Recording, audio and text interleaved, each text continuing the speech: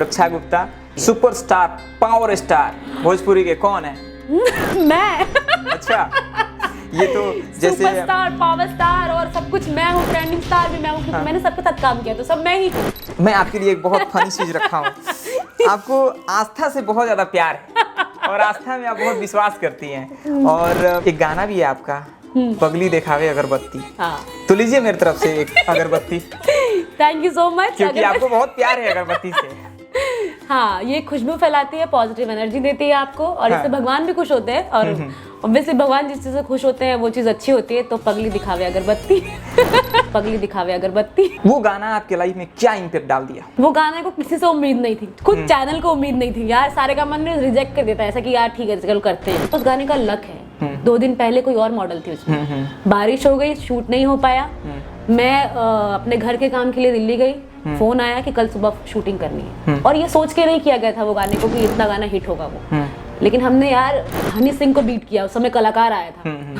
सही बात। और कलाकार सेकंड नंबर पे था और हम फर्स्ट नंबर पे। और पापा को ये उम्मीद जरूर था कि मेरी बेटी कभी कोई गंदा काम नहीं करेगी इंडस्ट्री। मैंने एक वीडियो देखा जिस वीडियो में एक स्टेज शो पे खेसारी लाल जी आपकी चीख पे किस करते हुए मुझे दिखे। हाँ, कि अगर वो गलत है और वो गलत तरीके से उन्होंने किया तो मैं ऑन स्टेज उस चीज को कहीं ऐसा तो ये भी तो हो सकता है कि कहीं आपको फायदा है तो कहीं उस चीज के लिए आप उस चीज को इग्नोर कर रही हैं, समाज को आप ये नहीं बता रही हैं। बहुत बार सुनने में आता है कि अगर एक लड़की भोजपुरी इंडस्ट्री में जाती है, उसको सुपरस्टार बनना है, बढ़िया से काम करना है, तो उसको कंप्रोमाइज करना पड़ता है, बेड शेयर करना पड़ता है। ये हालांकि ओपनली हर जगह बातें होती हैं। मैं 3 साल से इंडस्ट्री में हूँ और मैंने कभी ये फेस नहीं किया। मतलब मुझे किसी ने नहीं बोला। जो लोग कहते हैं उनके ऊपर मैं यही कहना चाहूंगी कि जो ये लोग कह रहे हैं उनको काम नहीं आता है, तो वो इस तरीके से आगे बढ़ना चाहते हैं। पियर साड़ी, पियर सरसों, पियर देहिया सुहाना, क्या बात है। दीवाना बा, दीवाना बाई दिल तुम पे दीवाना। क्या बात। रक्षा गुप्ता एक गाना करने के लिए कितना फी चार्ज करती है, कितना पैसा? ये तो गलत हो जाएगा। नहीं, एक ऑन एन एवरेज, बस ऐसा नहीं कि एक्यूरेट मुझे चाहिए कि हाँ आप इतना लेती हैं, नहीं, ऑन एन एवरेज एक इंस्पिरेशन के तौर पे। मैं एक गाने के लिए 50 लेती हूँ, पर ठीक है। पापा लोग सच में कहते हैं कि मम्मी जन्म देती है, लेकिन पापा लोग पालते हैं यार। अब बाप एक ऐसा शब्द है ना कि अपनी जीवन की वो हर कमाई, पाई की कमाई उड़ा देगा अपने बाल बच्चों को पालने के लिए, पोसने के लिए, बड़ा बनाने के लिए। उसके पॉकेट में 5 रुपया है कि नहीं, वो खाया है कि नहीं खाया है, 8 घंटे काम किया है कि 16 घंटे काम किया है, इस बात से उसको फर्क नहीं पड़ता है। उसे बस इस बात से फर्क पड़ता है कि शाम को जब जाएंगे तो मेरे बच्चे कैसे खुश होंगे। लेकिन बाप भी रोता है, और वो जब रोता है ना तो कोई देखता नहीं है और वो किसी को दिखाता नहीं। पता है, कई आंसू जो होते हैं ना दिखावा के लिए नहीं होते हैं, और उसमें सच्चाई होती है। शायद किसी ने देखे नहीं आज तक। और शायद मेरे एक पॉडकास्ट का बहुत बड़ा खासियत है कि कहीं ना कहीं मेरा जो सवाल होता है, बातें जो हम लोग करते हैं, तो उसमें आंसू आ ही जाता है। मेरे पापा अगर मैं फोन कर दूं अभी इस वक्त, तो वो यही बोलेंगे कि हाँ बाप क्या हाल है।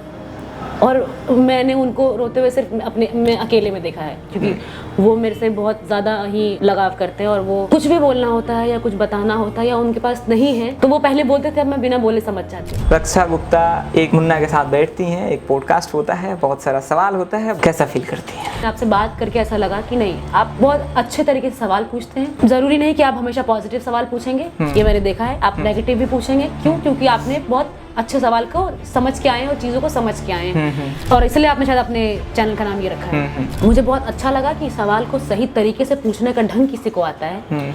और मैं आज तक किसी भी इंटरव्यू में, या मैंने बोला किसी ने मेरे को रोते हुए नहीं देखा। सही बात। रियलिटी में किसी ने नहीं देखा। आज शायद कैमरे पे अब सब लोग देख लेंगे। आपने इतना टच किया मुझे, इतना अंदर तक जो सवाल पूछे आपने, मुझे बहुत अच्छा लगा। और मैं चाहूँगी कि आप बहुत आगे जाएँ, बहुत नाम कमाएं, और महादेव हमेशा आपके साथ रहें।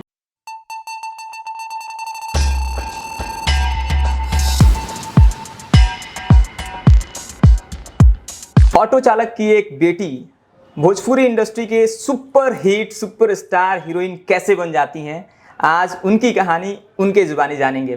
बिहार के मोतिहारी जिले से निकलकर एक बेटी अपनी छवि बनाती है और वो छवि काफ़ी ऊंचाइयों तक जाती है, तो ये कहीं ना कहीं हमारे बिहार के लिए बहुत बड़ी बात है। हमारे साथ हैं आज रक्षा गुप्ता।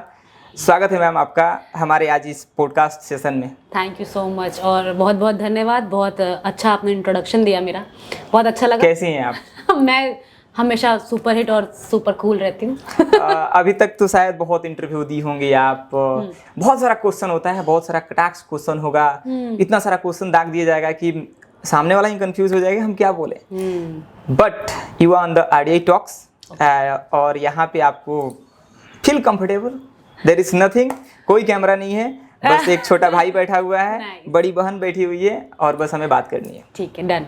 और आज मैं चाहूँगा कि शायद मैंने बहुत इंटरव्यू देखा आपके लाइफ के बारे में, बहुत सारी चीज़ों के बारे में मैंने रिसर्च की, सुना, समझा और उस मुद्दे पे भी आज हम लोग बात करेंगे। आपकी लाइफ स्टोरी कैसी है, फिर फिल्म इंडस्ट्री में कैसे कैसे क्या हुआ, इस सारी चीज़ों के बारे में।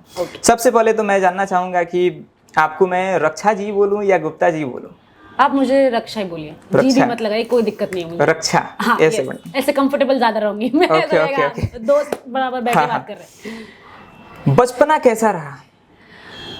बचपना मेरा बचपन बहुत अच्छा था क्योंकि मैं बहुत शरारती थी और मैं चीज़ों जैसे दवाई की शीशियाँ होती है उसको तोड़ देना, ऐसे बहुत किया मैंने। अच्छा। आलू प्याज लेके काट देना, हाँ। ऐसे काम बहुत किए हैं।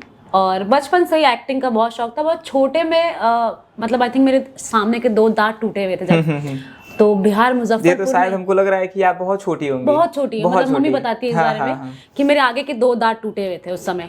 और बिहार में एक बहुत बड़ा मंदिर की ओपनिंग हो रही थी, माता जी की मंदिर था वो, और उसके लिए एक रैली निकल रही थी, तो मुझे मेन माता के लिए चुना गया कि हाँ ये रक्षा को हम माता बनाएंगे।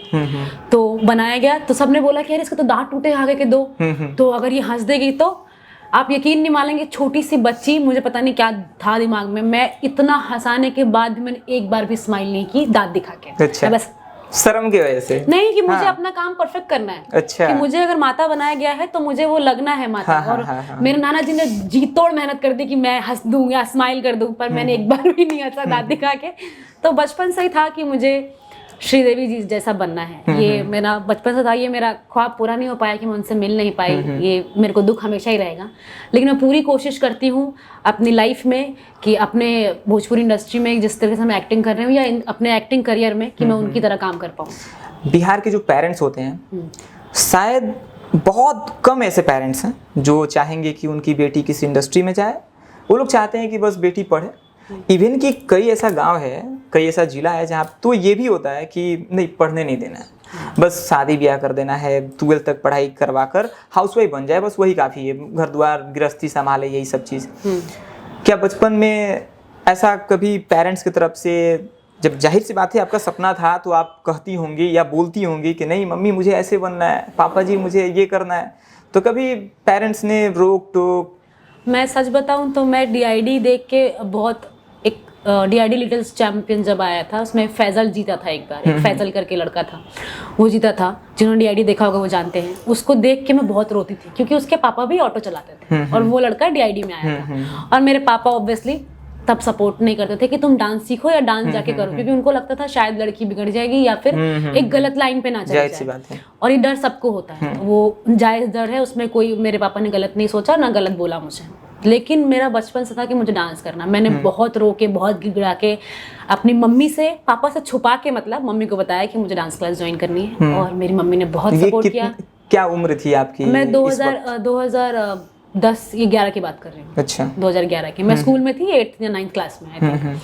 तो मेरी मम्मी ने सपोर्ट किया और मैं शाम को जाती थी, फटाफट अपना घर का सारा काम, घर का भी काम करती थी मैं। अच्छा। घर में अपने बर्तन फटाफट धो लिए स्कूल से आने के बाद, और मैं फटाफट तैयार व्यार होकर अपने डांस क्लास आती थी और पापा के आने से पहले आ जाती थी। अच्छा। लेकिन नच बलिए में जब मैंने पार्टिसिपेट किया, उन लोगों ने मुझे बुलाया, क्योंकि जो मेरे डांस क्लास के टीचर थे मेरे, वो इंडियाज गॉट टैलेंट में आ चुके थे। तो नच बलिए वालों ने हमें कॉल किया, हमारा एक छोटा सा डांस का वीडियो देख के। नच बलिए में मुझे जब ये ऑफर आया, जब मैंने ये करने के लिए मैं बॉम्बे गई, तो मैं बहुत नर्वस थी क्योंकि उस समय मैं बहुत मोटी थी, बहुत चबी, मतलब टाइप का एकदम बबली टाइप की लड़की। और वो एक इंटरनेशनल शो है, ऑब्वियसली बात है, एक नच बलिए एक पूरे, मतलब बहुत सारे इंटरनेशनल लेवल पे भी आता है वो।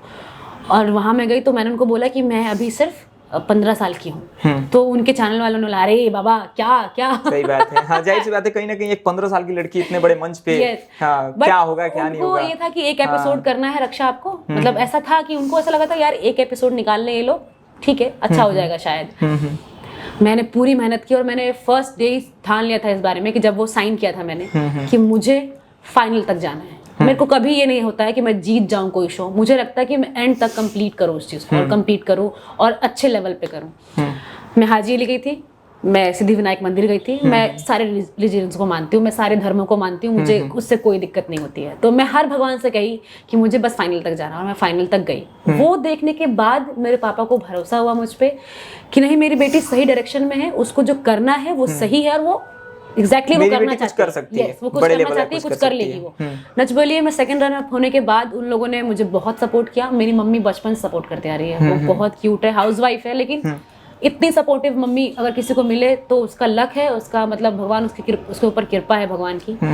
मेरे मम्मी पापा आज मुझे बहुत सपोर्ट करते हैं, तभी भी उन्होंने मुझे ये नहीं कहा कि तुम काम छोड़ के शादी कर लो, और आज भी वो लोग नहीं बोलते हैं। जबकि मेरी मुझसे छोटी 1 साल छोटी जो बहन है, हमने उसकी शादी कर दी है। अच्छा। तब भी मेरे घर वाले मुझे नहीं कहते कि तुम शादी अभी कर लो, अभी कर लो, अभी कर लो। जब ये इस इंडस्ट्री में जब आप एंट्री मारी होंगी, तो जब आप कहती होंगी किसी से कि मेरे पापा ऑटो चालक हैं, तो बहुत सारा चीज़ सुनने को मिलता होगा कि अरे ऑटो चालक की लड़की ऐसे इंडस्ट्री में कैसे ये कर सकती है, नहीं ऐसा वैसा बहुत सारे चीज़। हाँ, क्या मतलब वो फेस कैसा हुआ करता था, कैसे अपने आप को हैंडल करती थी? क्योंकि उस वक्त उस जमाने में आप बहुत फेमस नहीं थी, स्ट्रगलिंग फेज था, और स्ट्रगल के फेज में एक होता है कि मगर मेरा फैमिली बैकग्राउंड बहुत तगड़ा है, बैकअप है हमारे पास, तो सामने वाला सोचेगा अरे यार इतने बड़े खानदान से आती है ना, सीरियसली लेगा। ये तो बात सच है आपकी, बट मैंने कभी इस चीज़ को ये ऐसे नेगेटिव में नहीं लिया कि मेरे पापा ऑटो चलाते हैं तो शायद मुझे शर्म आनी चाहिए या मुझे किसी से नहीं बताना चाहिए। मैं खुलेआम हर वक्त, और जो भी मुझसे पूछता है कि आपके पापा क्या करते हैं, तो मैं डायरेक्ट ये बात बताती हूँ। मुझे शर्म नहीं आती है बोलने में।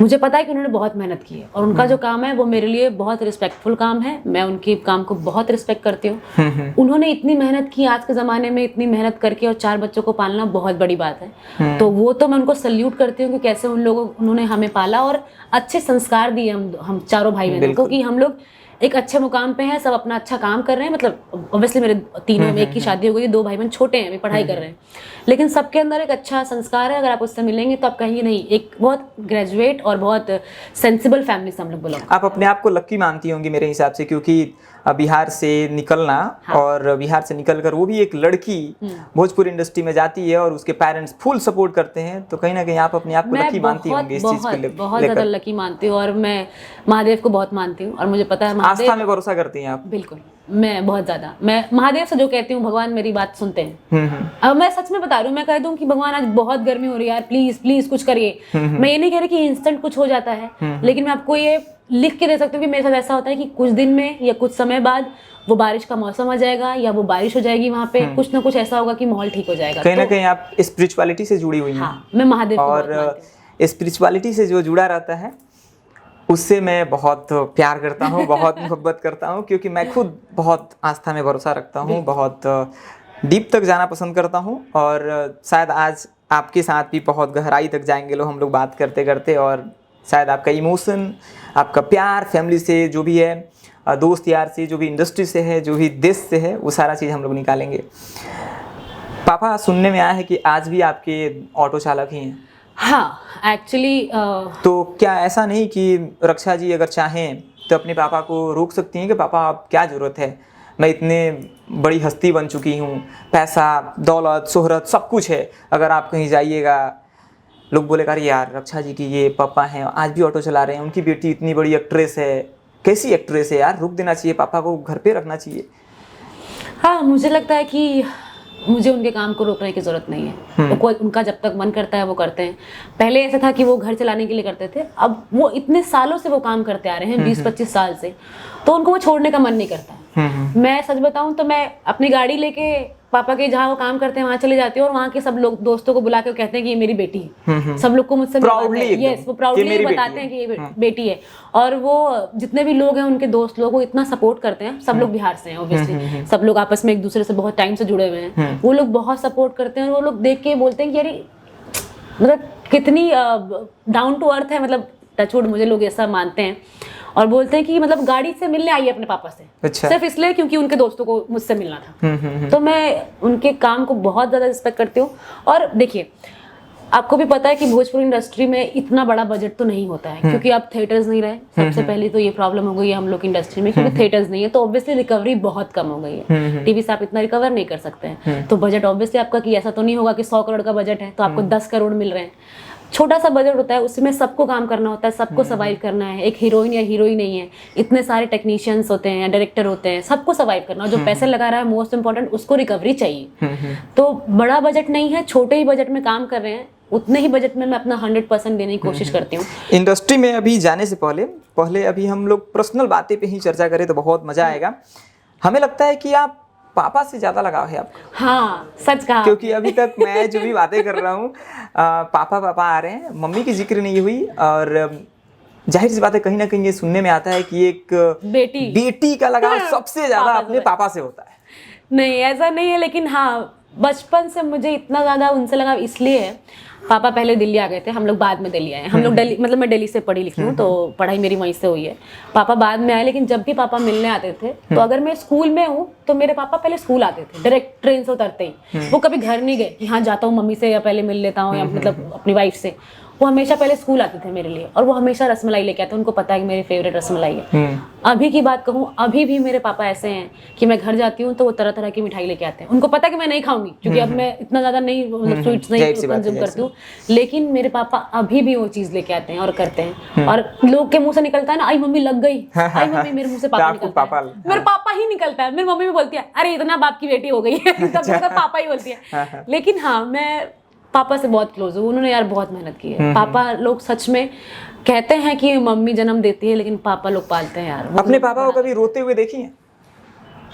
क्योंकि मैं वाकई में उस चीज को आपको फील करवाना चाहता हूँ, आप फील कर पाइएगा उस चीज को, क्योंकि मैं फील करवा ही देता हूँ एकदम। वो होना ही है, मेरे पॉडकास्ट में होना ही है। कल मैं राकेश भैया का इंटरव्यू लिया, पॉडकास्ट किया, उसमें उनके आंखों में मैंने आंसू देखा माँ के प्रति। तो उनका माँ से ज़्यादा लगाव था, आपका पापा से ज़्यादा लगाव है। कहीं ना कहीं बहुत सारी चीज़ें होती है, बहुत सारी चीज़ों को समझना बारीकी से बहुत ज़रूरी होता है। बाप एक ऐसा शब्द है ना कि अपने जीवन की वो हर कमाई, पाई की कमाई उड़ा देगा अपने बाल बच्चों को पालने के लिए, पोसने के लिए, बड़ा बनाने के लिए। खुद एक टूटा हुआ चप्पल पहन लेगा, लेकिन अपने बच्चे को कभी टूटा हुआ चप्पल नहीं देता है।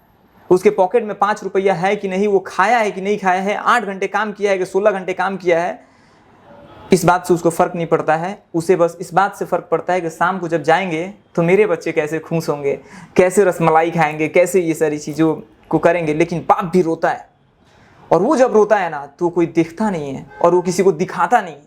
आपको बहुत ज़्यादा लगाव है अपने पापा से, कभी फील किए हैं इस चीज़ को कि मेरे पापा ऑटो चालक हैं? एक चीज़ आप नोट कीजिएगा कि जब एक ऑटो चालक रोड पे गाड़ी चलाता है ना, तो बहुत ऐसे लोग हैं जो बहुत अभद्र लैंग्वेज भी यूज करते हैं, रिस्पेक्ट नहीं करते हैं। वाला है, हाँ, क्या है, गाड़ी वाले लोग मैंने खुद देखा है।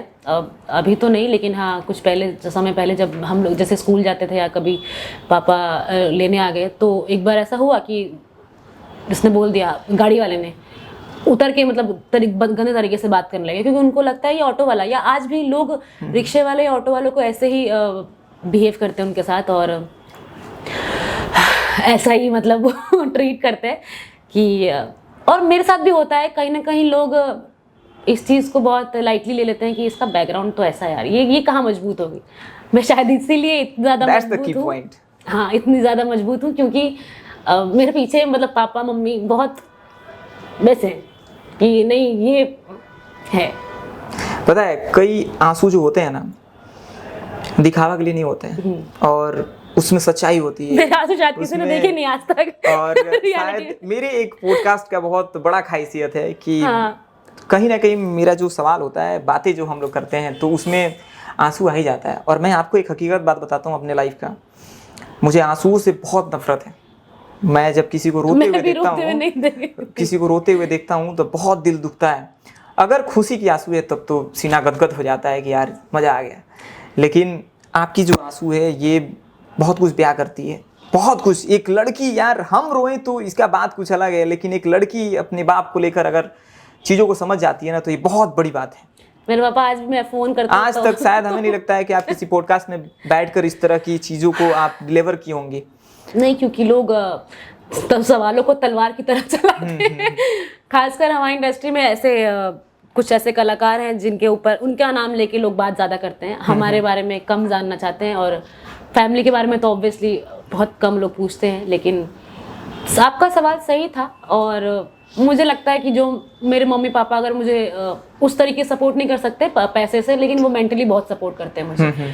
मेरे पापा अगर मैं फ़ोन कर दूँ अभी इस वक्त, तो वो यही बोलेंगे कि हाँ बाप क्या हाल है, और मैंने उनको रोते हुए सिर्फ मैं अकेले में देखा है, क्योंकि वो मेरे से बहुत ज़्यादा ही लगाव करते हैं, और वो कुछ भी बोलना होता है या कुछ बताना होता है या उनके पास नहीं है, तो वो पहले बोलते थे, अब मैं बिना बोले समझ जाती हूँ। मैं बिना बोले ही पापा ये इतना पैसा मैंने भेज दिया है, ये कर लीजिएगा। तो वो चीज़ मतलब मैं उनकी कभी उस बात के पीछे जाकर देखी है कि जब उसी घर से बेटी जाती है भोजपुरी इंडस्ट्री में, जहाँ लोग आज बहुत हवा बना कर रखे हुए हैं कि भोजपुरी इंडस्ट्री बहुत गंदी इंडस्ट्री है, बहुत सारी चीज़ें इस तरह का बवाल आता है, इवन की बहुत सारा वीडियोज है जहाँ पे लोग देखते हैं गंदगी फैली हुई है, और उसी बाप की बेटी जाती है उसी इंडस्ट्री में, तो उस बाप पे क्या बीतता है, उस बाप को उस समाज में क्या क्या ताना झेलना पड़ता है। कभी आप इसके बारे में सोचिए। बिल्कुल, मैंने देखा भी है।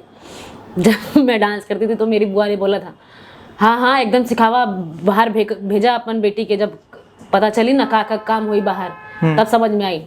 और मेरे ऑब्वियसली जो मतलब मेरे सगे चाचा नहीं, लेकिन रिश्तेदारी में जो चाचा थे, उन्होंने मेरी मम्मी के मुंह पे ताली बजाई थी, वाह वाह क्या काम कर रही हो तुम अपनी बेटी को इस इंडस्ट्री में भेज के। और आज वही लोग हैं जो मेरे से फोटो खिंचाने आते हैं। कैसा फील होता है आज? बहुत ज्यादा अच्छा लगता है, क्योंकि मन करता है वैसे लोगों के साथ फोटो खिंचवाने? बिल्कुल नहीं। बिल्कुल नहीं बिल्कुल नहीं। और जो मेरे मम्मी पापा की बेइज्जती करे उनसे तो मुझे बहुत नफरत होती है। भाई उनके पास पैसा नहीं है वो अलग बात है, वो किसी के पास होता है किसी के पास नहीं होता है। उनके पास बहुत बड़ा दिल है, बहुत अच्छे इंसान है वो दोनों, और हमेशा लोगों की मदद करना चाहते हैं। हमेशा मुझे यही सिखाया उन्होंने कि सही काम करो। और मैं एक बात बोलूँगी, 3 साल से शायद इसलिए मैं अच्छा काम करती जा रही हूँ। मुझे लगता है कि जो काम मेरा परिवार नहीं देख सकता वो काम कोई भी नहीं देख सकता, तो मैं उस तरह का काम ही नहीं करती हूँ। हम लोग अब इस टॉपिक को बाप से शुरू किए हैं, लोग बाप पे ले आकर ख़त्म करेंगे। कल माँ से शुरू किया था, माँ पे ले आकर ख़त्म किया था। अब चलते हैं फिल्म इंडस्ट्री की दुनिया में। वो इंडस्ट्री जिस इंडस्ट्री के बारे में बहुत सारी बातें होती है, बहुत कंट्रोवर्सी होती है, बहुत गंदगी फैली हुई है, लोगों का कहना है। लेकिन मैं आपके लिए एक बहुत फनी चीज़ रखा हूँ। आपको आस्था से बहुत ज़्यादा प्यार है और आस्था में आप बहुत विश्वास करती हैं, और एक गाना भी है आपका, पगली देखावे अगरबत्ती। हाँ। तो लीजिए मेरी तरफ से एक अगरबत्ती। Thank you so much. क्योंकि आपको बहुत प्यार है अगरबत्ती से। हाँ, ये खुशबू फैलाती है, पॉजिटिव एनर्जी देती है आपको, और इससे भगवान भी खुश होते हैं। और ऑब्वियसली भगवान जिस चीज़ से खुश होते हैं वो चीज़ अच्छी होती है, तो पगली दिखावे अगरबत्ती। ये बताइए कि जब वो गाना आया था, हालांकि वो गाना बहुत बहुत मतलब व्यूज इकट्ठा किया, हाँ, बहुत नेम फेम, वो गाना बहुत जगह चला, बहुत व्यूज है उस पे, ट्रेंडिंग में चला। अभी भी ट्रेंडिंग में, हाँ अभी भी ट्रेंडिंग में है। वो गाना आपके लाइफ में क्या इम्पैक्ट डाल दिया? वो गाने को किसी से उम्मीद नहीं थी, खुद चैनल को उम्मीद नहीं थी यार। सारे का मन रिजेक्ट कर देता है ऐसा कि यार ठीक है चलो करते हैं। बट वो हमारे जो कोरियोग्राफर है लकी विश्वकर्मा, मैं उनके लिए कुछ कहना चाहती हूँ। वो बहुत पॉजिटिव, बहुत ही पॉजिटिव एनर्जी है उनके अंदर, और वो इंसान बहुत अच्छे हैं। मतलब मुझे इसलिए पसंद है क्योंकि वो हमेशा ही सपोर्टिव रहते हैं। कभी ये नहीं बोला उन्होंने आज तक कि ऐसे होता है ना, आप पहले से अगर थोड़े मोटे हो गए तो लोग ऐसा है यार तुम तो मोटी हो रही हो यार, सही बात है। पर वो उस चीज को कभी उस तरीके से नहीं बोलते। अरे रक्षा यार ठीक है यार, इस चीज के लिए ये सही है, अभी ये कर लेते हैं, अब ऐसा ऐसा कर लेते हैं। मैंने उनको एक गाने में बोला कि सर मुझे कॉस्ट्यूम थोड़ा अनकंफर्टेबल लग रहा है, ठीक है चेंज करते हैं, कुछ और पहनते हैं। तो उनके अंदर वो चीज़ बहुत है, और वो बहुत अच्छे से अपना काम करते हैं। और उन्होंने बहुत अच्छे अच्छे गाने, हिट गाने दिए। वो नींबू खरबूजा जो भी गाना था वो भी उन्होंने किया, और बहुत से गाने ऐसे हिट है। नीलकमल सिंह के खुद के बहुत सारे गाने हिट है जो उन्होंने किए हैं। बहुत अच्छे कोरियोग्राफर है, बहुत अच्छे इंसान है, और उन्होंने उस गाने के लिए वो क्या था कि नहीं सर ये गाना करते हैं, और उस गाने का लक है। 2 दिन पहले कोई और मॉडल थी उसमें, बारिश हो गई, शूट नहीं हो पाया। मैं अपने घर के काम के लिए दिल्ली गई, फोन आया कि कल सुबह शूटिंग करनी है, और ये सोच के नहीं किया गया था वो गाने को कि इतना गाना हिट होगा वो। लेकिन हमने यार हनी सिंह को बीट किया, उस समय कलाकार आया था। सही बात। और कलाकार सेकंड नंबर पे था और हम फर्स्ट नंबर पे, तो वो महादेव की कृपा थी और इसी को कहते हैं लक, सही समय पे सही जगह होना। भोजपुरी इंडस्ट्री की बहुत सारी बातें, बहुत सारा काला सच और बहुत सारी झूठ बातें, आज उस पर भी बातें करेंगे लोग और उसके बारे में भी जानेंगे। एक रक्षा गुप्ता शायद मुझे लगता है कि अपने पापा से ये उम्मीद जरूर लगाई होंगी और पापा को ये उम्मीद जरूर था कि मेरी बेटी कभी कोई गंदा काम नहीं करेगी इंडस्ट्री में। सवाल थोड़ा सा कड़वा है। मैंने एक वीडियो देखा जिस वीडियो में एक स्टेज शो पे खेसारी लाल जी आपकी चीख पे किस करते हुए मुझे दिखे। हाँ। वही रक्षा गुप्ता अभी कुछ देर पहले बहुत स्पिरिचुअलिटी की बात कर रही थी, बहुत पॉजिटिव बातें कर रही थी। वही रक्षा गुप्ता किसी स्टेज पे ऐसा उनके साथ सलूक होता है तो रक्षा गुप्ता का उस पे एक्शन क्यों नहीं होता है? सबसे पहले तो वो स्टेज शो एक एंटरटेनमेंट के लिए होता है, सबसे पहली बात। और वो कोई ऐसा हम लोग का कोई प्लानिंग के साथ नहीं था। और जिस हिसाब से वो ट्रीट किया गया था वो चीज़, वो गंदा नहीं था। आपको गंदा बोला नहीं गया है, आपके किसी अंग के बारे में आपके बारे में बोला नहीं किया। जैसे स्टेज पे लोग के अंग के बारे में बात करते हैं, लड़कियों के बारे में आपने सुना ही होगा। काफी सारे स्टेज शो पे जो पीछे बैठा हुआ बंदा होता है वो बोलता है कुछ ना कुछ, तो इस टाइप का कुछ नहीं था। और वो जो माहौल देखते अगर आप उस समय स्टेज पे होते, सिर्फ वो एक किस करना और वो वायरल हो गया, है ना। उसके पहले और पीछे का तो देखा ही नहीं। उन्होंने वो एक अलग प्यार में, अलग एक इमोशन में और एक एंटरटेनमेंट के लिए कहा जाए तो वो उन्होंने किया। और जिस भाव से उन्होंने किया वो भाव मुझे गलत नहीं लगा। लेकिन वो तो शायद फिर किसी दूसरे स्टेज शो में वो तो ये भी कहे हैं कि आप गर्लफ्रेंड है, ये है, जान है, ऐसी है, वो मैं सच बताऊं कि वो उनका पता है उनको कि क्या चीज वायरल होगी और क्या चीज। अच्छा, तो एक बात बताइए आप, अगर वायरल कराने के लिए हम लोग कोई गलत चीज का प्रयोग करते हैं तो क्या ये सही है? ये तो हमारे समाज के लिए फिर गंदगी फैला रहा है। वो गलत है, लेकिन वो आपने किसी के बारे में गलत नहीं बोला। आपने किसी को बोला कि यार ये आओ मैं आपसे मिलवाता हूँ अपनी गर्लफ्रेंड से। तो गर्लफ्रेंड मतलब जरूरी नहीं कि उसका प्यार ही होगा। आपको भी पता है एक लड़की अगर दोस्त है तो वो गर्लफ्रेंड ही है, क्योंकि गर्ल है और फ्रेंड है। तो उस वे में उन्होंने बिल्कुल नहीं बोला। और मैं उनको अच्छे से जानती हूँ क्योंकि मैंने बहुत सारे काम किया। मैं एक ब्रांड की ब्रांड एम्बेसडर हूँ, सपरा किंग करके एक ब्रांड है जो शूज और चप्पल जिनके वो प्रोडक्ट्स हैं। और मैंने उनके साथ बहुत सारे गाने किए हैं, मैंने उनके साथ 4 फिल्में की हैं। और मुझे पता है कि वो मुझे किस तरह से ट्रीट करते हैं। अगर मुझे कहीं भी लगता कि अगर वो गलत है और वो गलत तरीके से उन्होंने किया तो मैं ऑन स्टेज उस चीज को कहीं ऐसा तो ये भी तो हो सकता है कि कहीं आपको फायदा है तो कहीं उस चीज के लिए आप उस चीज को इग्नोर कर रही हैं, समाज को आप ये नहीं बता रही हैं। मैंने नेक्स्ट डे ही खुद अपने आप से न्यूज रिपोर्टर्स को बुला के ये बात कही थी इंटरव्यूज में कि मैं उनकी गर्लफ्रेंड नहीं हूँ। जबकि न्यूज रिपोर्टर्स ने मुझसे बोला कि आप ये मत करिए क्योंकि आपका अच्छा खासा वायरल चल रहा है और अभी कंट्रोवर्सी हो जाएगी या आप वायरल हैं इस समय, आप ये करेंगे तो लोग वापस दब जाएंगे। लेकिन मैंने उनसे बोला कि मुझे इस तरीके का वायरल नहीं होना है। वो स्टेज पे हो गया, वो एक मूवमेंट था, एक चीजें थी, वो गलत मुझे गलत भाव नहीं लगा उनका, इसलिए मैंने कुछ बोला नहीं उनको।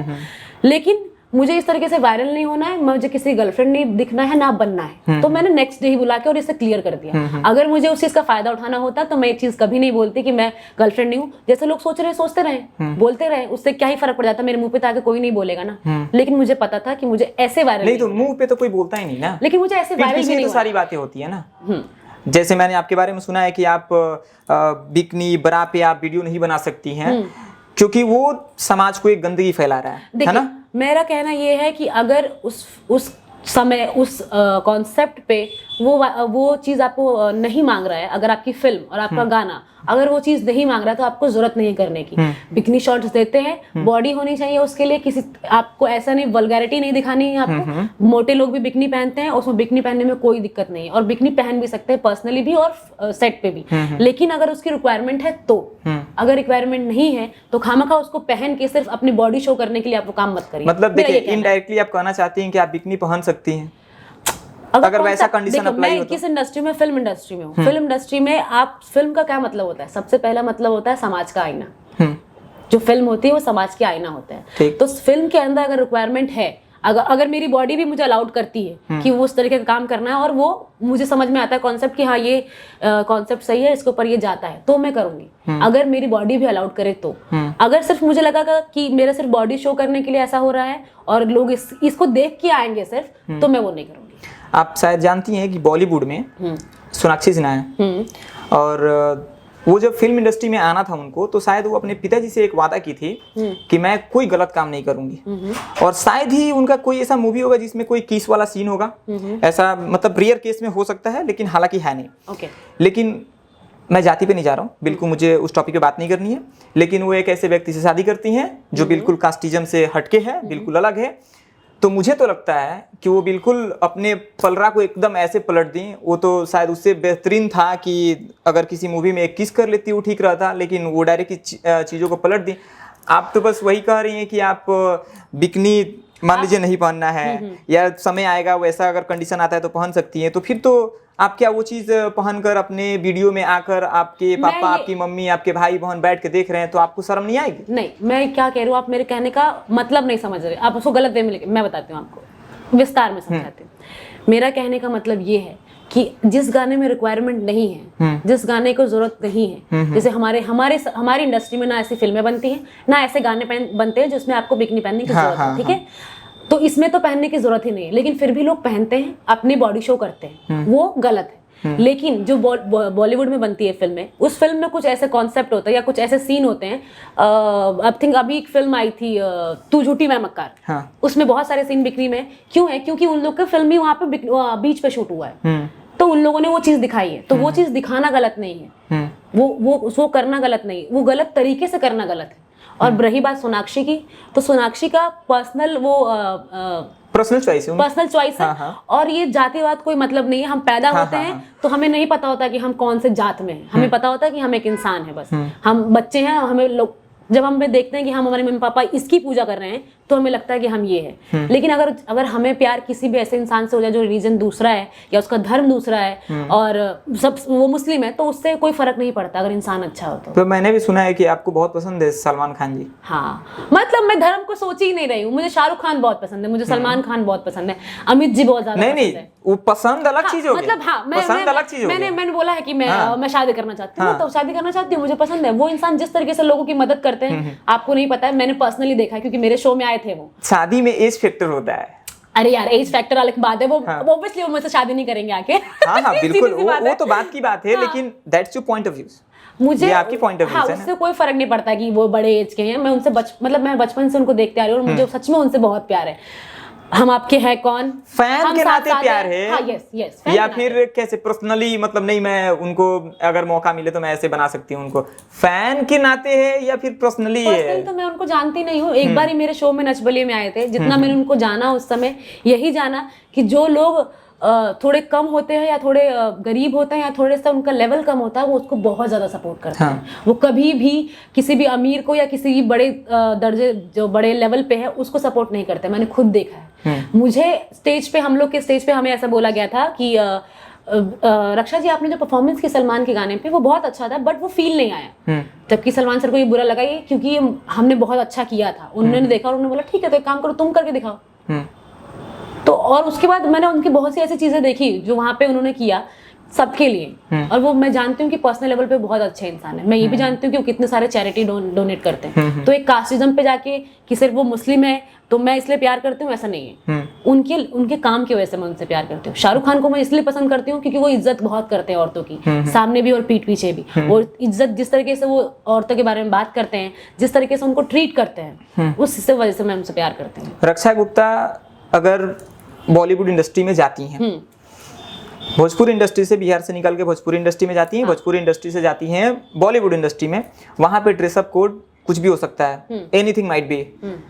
और रक्षा गुप्ता को अगर कहा जाता है कि बिकनी बरा पहनने के लिए, तो क्या रक्षा गुप्ता पहनेंगी और शूट करेंगी? वो फिल्म रिलीज होगा, एल्बम रिलीज होगा, तो मेरे घर वालों को ऐसा उस चीज में प्रॉब्लम नहीं होगी क्योंकि वो कॉन्सेप्ट है। अगर वो कॉन्सेप्ट है, अगर वो बीच का अगर वो सीन है और उसमें वो उसकी जरूरत है, तो अगर मैं वो पहनूंगी और मैं अपने आप को बॉडी को उस तरीके से ढालूंगी कि उसमें वो सुंदर दिखे, वल्गर ना दिखे, तो मेरे घर वालों को भी दिक्कत नहीं होगी और किसी को भी नहीं होनी चाहिए। क्योंकि वो हमारे जिस काम में मैं हूँ, जिस इंडस्ट्री में हूँ, मैं डॉक्टर तो हूँ नहीं कि मुझे ऐसे पहन के रहना है, मैं इंजीनियर भी नहीं हूँ कि मुझे गाड़ी ठीक करनी है, मैं हीरोइन हूँ। मैं एक समाज का आईना प्रेजेंट करती हूँ, मैं जो फिल्में करती हूँ, तो समाज में जो हो रहा है मैं उसको प्रेजेंट कर रही हूँ, मैं अपने आप को नहीं दिखा रही हूँ। भोजपुरी इंडस्ट्री में सबसे ज्यादा मतलब आप देखी जाती हैं तो खेसारी लाल यादव जी के साथ देखी जाती हैं। देखी गई हूँ अब तक। तो पवन सिंह भी तो पावर स्टार हैं, अपने आप को कहते हैं वो कि हम ही तो करता धरता है, हम ही तो पावर स्टार हैं। तो क्या रक्षा गुप्ता उनको पसंद नहीं करती हैं क्या? हालांकि काम तो करती हैं उनके साथ भी, क्या लेकिन उनके साथ ज्यादा क्यों नहीं लगा, ज्यादा मूवी या फिर एल्बम क्यों नहीं? मैं देखिए, मैं खुद तो बनाती नहीं हूँ, मैं खुद तो प्रोड्यूस करती नहीं हूँ। सुनने में आता है कि आपको बहुत मतलब हट्टे कट्टे बॉडी बिल्डर लोग आपको मतलब आप पसंद करती हैं, ऐसा? नहीं, ऐसा कुछ नहीं है कि बहुत ज्यादा हट्टे कट्टे लोग पसंद करती हूँ। पर्सनैलिटी बहुत इंपॉर्टेंट है, उसका नेचर बहुत इंपॉर्टेंट है, इंसान का वो कैसा है। मैं सिर्फ और सिर्फ उनकी वाइब और उनके नेचर से, उनकी मेंटेलिटी से जज करती हूँ मैं किसी को, कि मुझे उससे वाइब कैसे आई। मुझे इंस्टेंट वाइब आती है किसी से कि ये अच्छा है या बुरा है, और वो ऐसा ही होता है। ये मेरे अंदर सिक्स सेंस है या पता नहीं क्या कहेंगे इस चीज को, लेकिन मुझे वाइब आती है कि ये इंसान अच्छा है, इसको इस तरीके से ट्रीट किया जाता है। मुझे लोग इसलिए इतना ज्यादा प्यार करते हैं कि मैं पानी जैसी हूँ। अगर मुझे गिलास में रखा जाएगा तो मैं गिलास दिखूंगी, कप में रखा जाएगा तो मैं कप दिखूंगी। मैं हर जगह उस हिसाब से ही रहती हूँ जिस हिसाब से वहाँ लोग होते हैं, और मुझे अगर नेगेटिव वाइब आती है कहीं से तो मैं बहुत दूर हो जाती हूँ। आप कहे पवन सिंह के बारे में बात किया आपने कि बहुत सारे काम क्यों नहीं किए, तो लोगों ने मुझे कास्ट नहीं किया वहाँ पे अब तक। अगर जिस समय कास्ट किया मुझे पावर स्टार की फिल्म में एक गाने के लिए, तो मैं वहाँ गई, मैंने वहाँ काम किया और बहुत अच्छा लगा उनके साथ काम करके। आगे भी कोई अगर फिल्म आएगी तो मैं जरूर करूंगी उनके साथ फिल्म। और खेसारी जी के साथ इसलिए मैं ज्यादा दिखती हूँ क्योंकि उन्होंने मुझे अप्रोच किया, उन्होंने सबसे पहले मुझे गाने में लिया, उन्होंने मेरे को, हम पहले एक फिल्म में मिले थे जिस फिल्म में मैं एक्चुअली हैदराबाद में शूट कर रही थी, पहली फिल्म में। तो जब फिल्म मैंने शूट किया वहाँ पे उन्होंने मुझे देखा, उन्होंने जब मेरा डांस देखा उस फिल्म के गाने में ही, तो उन्होंने बोला तुम तो बहुत अच्छी डांसर हो। तो मैंने उनको बताया कि सर मैं नच बलिए की सीजन 6 की रनर अप हूँ, और फिर उन्होंने मुझे एक गाना आ रहा मैं दोबारा के लिए बुलाया, और वो गाना हिट था। तो उन्होंने उसके बाद बुलाते रहे मुझे, उनकी टीम वाले भी बोलते रहे कि नरक्षा जी आइए आइए। तो उनके साथ मेरा काम ज्यादा है, मैं ब्रांड एम्बेसडर हूँ, एक बताया मैंने आपको एक ब्रांड की, और मैंने उनका स्टेज शो भी किया क्योंकि वो बुलाते हैं। देखिए जो मुझे बुलाएंगे मैं उनका काम करूंगी, सीधी सी बात है। मुझे कल्लू जी बुलाएंगे उनके साथ काम करूंगी, वो बुलाएंगे तो काम करने के लिए तो मैं काम करूंगी, उसमें मुझे कोई दिक्कत नहीं है किसी के साथ। अगर हाँ एक बात और है कि वो गाना भी सही होना चाहिए, जरूरी नहीं कि वो स्टार है तो कुछ भी गाएगा तो मैं काम करूंगी। तो ये चीज है। भोजपुरी इंडस्ट्री का एक बहुत बड़ा सच आपके हिसाब से सच है या झूठ है? आज आपको एकदम खुलेआम बोलना है ओके इस चीज के बारे में। मैं जो कहूंगी सच कहूंगी। हाँ, सबसे बड़ी बात जो आती है, आप जैसे छोटे फैमिली से बिलोंग करके आती हैं, वैसे तमाम लड़कियां हैं जो भोजपुरी इंडस्ट्री में, बॉलीवुड इंडस्ट्री में भी जाना चाहती हैं। हालांकि हम लोग भोजपुरी इंडस्ट्री की बात कर रहे हैं। बहुत बार सुनने में आता है कि अगर एक लड़की भोजपुरी इंडस्ट्री में जाती है, उसको सुपरस्टार बनना है, बढ़िया से काम करना है, तो उसको कंप्रोमाइज करना पड़ता है, बेड शेयर करना पड़ता है। ये हालांकि ओपनली हर जगह बातें होती हैं। तो क्या रक्षा गुप्ता इस पे क्या कहना चाहती हैं? क्या आपका क्या सोच है, आपका क्या विचार है? मैं 3 साल से इंडस्ट्री में हूँ और मैंने कभी ये फेस नहीं किया। मतलब मुझे किसी ने नहीं बोला। अब मैंने देखा है लोगों को ऐसा कि शायद वो लोग बोलते हैं कि मेरे को ऐसा बोला गया, या मुझे और भी इंटरव्यूज में पूछा गया। नहीं, देखिए आप ऑलरेडी उस इंडस्ट्री में, अगर इस रूम में हम लोग बैठ के पॉडकास्ट कर रहे हैं और कोई व्यक्ति अगर कोई गलत काम कर रहा है तो शायद हम लोग देखेंगे, मतलब जाहिर सी बात है नजर जाएगा ही जाएगा। आप उसी इंडस्ट्री में हैं तो ऐसा होता है या नहीं होता है, रियलिटी है कि नहीं, आज आपको बता ही देना है। मैं ये बता रही हूँ कि मेरे साथ ऐसा नहीं हुआ, और नहीं मैंने देखा कि कोई किसी के साथ सो रहा है जाके। मेरी फिल्म में मेरे और भी हीरोइनें देखी हैं, पर मुझे नहीं दिखा कि कहीं कोई जाके सो रहा है। मेरी फिल्म थी अपराधी जो अभी रिलीज होने वाली है दशहरे पे। अब मानेंगे नहीं, मैं और मेरी फिल्म की जो कोस्टार और भी लड़की थी मेघा, और मतलब मेघा जी के साथ ज्यादा मेरे सीन थे क्योंकि मेरी सिस्टर बनी थी। वो दोनों, मैं खेसारी सर को हम लोग एक्सरसाइज करवा देते हैं क्योंकि उसको योगा आता है, मुझे मैं जिम की इंस्ट्रक्टर भी रह चुकी हूँ, जिम ट्रेनर भी रह चुकी हूँ, और वो योगा करती है, योगा में ट्रेंड है वो। तो हम दोनों ने मिलकर उनको योगा और जिम कराया है, प्रॉपर जिम में ले जाके, बाइक पे बिठा के ले जाते थे मुझे जिम में, और मैं ट्रेन करती थी। मुझे तो ऐसा नहीं दिखा, और ना ही मेघा के साथ कभी ऐसा दिखा। हम अभी लंदन में शूट करके आए, वहाँ पवन जी थे। पवन जी के साथ हमारी कोई फिल्म नहीं थी, लेकिन हम नहीं गए, मतलब हम किसी को मैंने देखा नहीं वहाँ पे कि इंडिया से बाहर जाके, होता है ना कि अब इंडिया में नहीं है कोई नहीं देखेगा, पर मैंने किसी को नहीं देखा कि कोई जाके सो रहा है उनके साथ। मैं वहीं पे थी ना, मैंने कल्लू जी के साथ देखा कोई जाके सो रहा है। पार्टी करते हैं लोग, बात करते हैं आपस में, बहुत अच्छे से रहते हैं। हम लोग बाहर घूमने भी जाते थे मतलब शूटिंग पैकअप होने के बाद बहुत देर देर तक हम लोग बाहर रहते थे क्योंकि हम लंदन देख रहे हैं, अब देख रहे हैं नाइट लाइफ कैसी है उसकी। पर मैंने किसी को किसी के साथ सोते हुए नहीं देखा, और ना ही मैंने उन लोगों के मुंह से सुना है कि हमें इसके साथ सोना पड़ेगा। मतलब आपका डायरेक्टली ये कहना है कि ऐसा कुछ नहीं होता है भोजपुरी इंडस्ट्री। और अगर ऐसा है जो लोग कहते हैं उनके ऊपर मैं यही कहना चाहूंगी कि जो ये लोग कह रहे हैं उनको काम नहीं आता है, तो वो इस तरीके से आगे बढ़ना चाहते हैं। आपके पास 2 ही ऑप्शन होते हैं, या तो आप काम मतलब आप इसको घुमा फिरा कर यहाँ लेकर आ गई टैलेंट, हाँ कि ये जिसके पास पूरा- टैलेंट नहीं है वो पूरा- इसका अफवाह फैला रहा है, बिल्कुल। और जिसके पास टैलेंट है वो अपने काबिलियत के बल पे वो बिल्कुल काम ले ये सकता ही है। मैं बोलना चाहती हूँ कि अगर काम आता है तो कोई किसी की माई के हाथ में दम नहीं है कि आपको ये बोले कि आप मेरे साथ सो तब काम दूंगा। मत करो ना, कोई बोलता भी है तो टैलेंट है ना, दम है ना तुम्हारे अंदर, तुम कर लोगी। एक टाइम आएगा कि वो तुम्हें लेना ही पड़ेगा, उनको जरूरत पड़ेगी तुम्हारी। कब तक रील्स या फिर इन्फ्लुएंसर या फिर किसी ऐसे लोग को उठा के कि अब ये मेरी गर्लफ्रेंड है तो उसको उठा के बना दूं एक फिल्म। जब शाहरुख खान और अमिताभ बच्चन के बेटे नहीं चल पाते हैं एक उनके सपोर्ट से, तो किसी और के सपोर्ट से कोई क्या चल पाएगा जब तक उसके अंदर टैलेंट नहीं होगा। तो सिर्फ टैलेंट ही टैलेंट है जो आपको सपोर्ट कर सकता है। भोजपुरी इंडस्ट्री में सबसे ज्यादा पसंद, सबसे ज्यादा प्यार इन द सेंस, कहने का मतलब कि आप लगाव किससे है आपका सबसे मेरी यही ज्यादा? खासियत है कि मैं सबसे लगाव है। अच्छा, नहीं देखिए, नहीं मैं सच में, लोग ये इस बात को इसलिए नहीं मानेंगे भाई कि लोगों को लगेगा कि ये इंटरव्यू दे रही है इसलिए ऐसा बोल रही है। आप मेरे स्टाफ से पूछ लो, वो यही बैठा है, उनको पता है कि मैं सबसे ऐसे ही मिलती हूँ, ऐसे ही रहती हूँ हर किसी के साथ। मैं किसी की लाइफ में इतना घुसती नहीं, ना मैं किसी की लाइफ में ऐसा वो करती हूँ कि अच्छा ये क्या चल रहा है, अच्छा वो क्या चल रहा है, अच्छा ये कैसा। मैं ये सब कोई मतलब नहीं रखती। मैं जहाँ जब होती हूँ मैं वहाँ की बात करती हूँ, उसके बाद मैं भूल जाती हूँ। मैं पैकअप होने के बाद किसी को दिखती भी नहीं हूँ। लोग जब ये शिकायत करते हैं कि पैकअप हो जाता है तो तुम दिखती नहीं हो, ज्यादातर कहाँ रहते हो, मैं रूम में। तो मैं किसी के अंदर इतना नहीं घुसती कि मुझे जरूरत पड़े कि मैं उसकी बहुत खास बन जाऊँ। मुझे किसी की बहुत खास नहीं बनना है, मुझे सिर्फ इतना बनना है कि उनको ये यकीन हो कि रक्षा बहुत अच्छा काम करती हैं। जो उनको काम कराया जाता है, उनको डांस जो दिया जाता है, वो हमारे टाइम को हमारे वेस्ट नहीं करती हैं। अगर हमारे 2 घंटे की शूटिंग है तो रक्षा अगर है तो 1.5 घंटे में खत्म हो जाएगा। ये मैं उनको प्रूव कराना चाहती हूँ और काफी लगता है कि मुझे लोगों को ये बात को पता है। भोजपुरी इंडस्ट्री का फ्यूचर आने वाले 10 साल बाद, 15 साल बाद क्या होने वाला है? क्या गंदगी से पूरा भर जाएगा, या फिर जिनके पास सिर्फ टैलेंट होगा वही काम कर पाएंगे, या जो बेड शेयर की बात होती है वैसा कुछ करना पड़ेगा तो वो चीजें होंगी, क्या होगा? जिस हिसाब से अभी चल रहा है, मुझे तो ये, मैं तो सबसे रिक्वेस्ट करती हूँ, मतलब अपने तीनों सांसद लोगों से भी बोलती हूँ, इस बात को बोला है मैंने कि प्लीज़ PVRs में अपना एटलीस्ट एक स्क्रीन भोजपुरी फिल्मों को मिलना चाहिए। अगर वो नहीं मिला तो लोग विलुप्त हो जाएंगे हम लोग, मुझे जहाँ तक लगता है। थिएटर्स बहुत इंपॉर्टेंट है, फिल्में थिएटर्स के लिए ही बनती है, नहीं तो सीरियल नहीं बनाएगा इंसान। भोजपुरी इंडस्ट्री में अभी तक किसके साथ सबसे ज्यादा आपका अनबन हुआ? अनबन, लड़ाई वड़ाई जाएगी। हाँ, जिनसे अभी टच नहीं है, बातें नहीं है, जिनके साथ काम किए हैं आप, उठना बैठना सब कुछ हुआ? नहीं, लड़ाई किसी से नहीं है। और मैं ना पता कैसी हूँ, अगर मुझे कोई चीज़ पसंद नहीं आती, मैंने आपको बोला नेगेटिव वाइब, अगर मुझे कोई इंसान अच्छा नहीं लगता तो मैं इतनी शांति से पीछे हो जाती हूँ, सामने मेरे को पता भी नहीं चलता कि मैं पीछे हो गई और मैं उससे बात नहीं करती। मैं इसी में बहुत आगे हूँ। और अगर मेरी किसी से सामने अनबन हो गई है तो या तो वो सही बात हुई है तो उसको समझ में आ जाता है तो हम बात कर लेते हैं आपस में, और नहीं समझ में आता तो मैं सच में बैकआउट कर जाती हूँ वहाँ से, मुझे फिर नहीं कोई मतलब है। तो ऐसा किसी के साथ अभी हुआ नहीं, किसी से कोई लड़ाई नहीं हुई, सेट पे भी नहीं हुई, टचवुड अब तक, और ना ही किसी से पर्सनल लाइफ। रक्षा गुप्ता एक लड़की, उसके अलावा पेशे से एक एक्ट्रेस, दोनों की लाइफ अलग अलग है। Your personal life, your professional life. Personal life को कैसे देखती हैं इस इंडस्ट्री में जाने के बाद?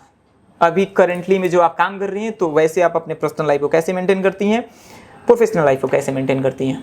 पर्सनल लाइफ मेरे ऐसे, मैं बस में भी ट्रैवल कर लेती हूँ, मैं मेट्रो में भी चली जाती हूँ, मुझे कोई फर्क नहीं पड़ता। लोग मुझे बोलते भी अरे आप हीरोइन हैं, लोग मुझे पहचान जाते हैं, नो डाउट मेकअप में होती हूँ तो लेकिन मैं अपनी पर्सनल लाइफ को बहुत प्यार करती हूँ। मुझे खुला जीना बहुत पसंद है। मुझे बिल्कुल नहीं पसंद कि अगर मेरा काम नहीं है तो मैं मेकअप लगा के घूमूं, मैं नहीं करती हूँ ऐसा। मैं बहुत ही लौंडाबाज टाइप की हूँ, मतलब मैं एकदम लड़कों की तरह रहती हूँ। मुझे आपने अभी भी देखा होगा मैं ड्रेस नहीं पहन के बैठी हूँ, और मैं वैसे भी बहुत कम यूजुअल लड़कियों के कपड़े खरीदती हूँ मैं लड़कों के कपड़े खरीदती हूँ ताकि मेरा भाई और मुझे दोनों को पहनने को मिल जाए, और मैं बिल्कुल ऐसी हूँ। और मुझे एडवेंचर बहुत पसंद है।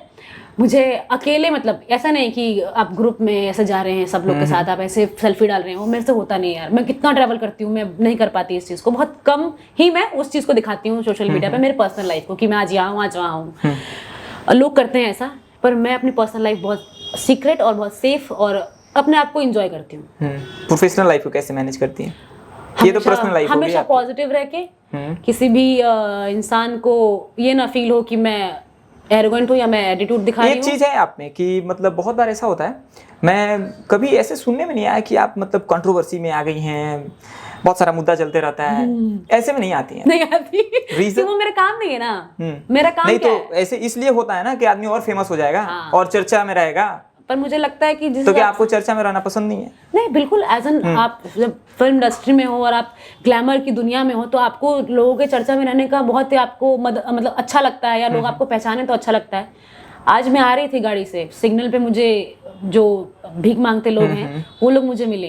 पहले तो वो लोग पैसा मांग रही थी, जब उन्होंने मुझे देखा तो उन्होंने बोला शीशा डाउन करिए ना, आप हीरोइन है ना। अच्छा। तो मैंने शीशा डाउन किया और उन्होंने एक दो और लोगों को बुलाया कि ये हीरोइन है, इनकी फिल्म देखी थी हमने। मेरे लिए वो बहुत बड़ी बात है।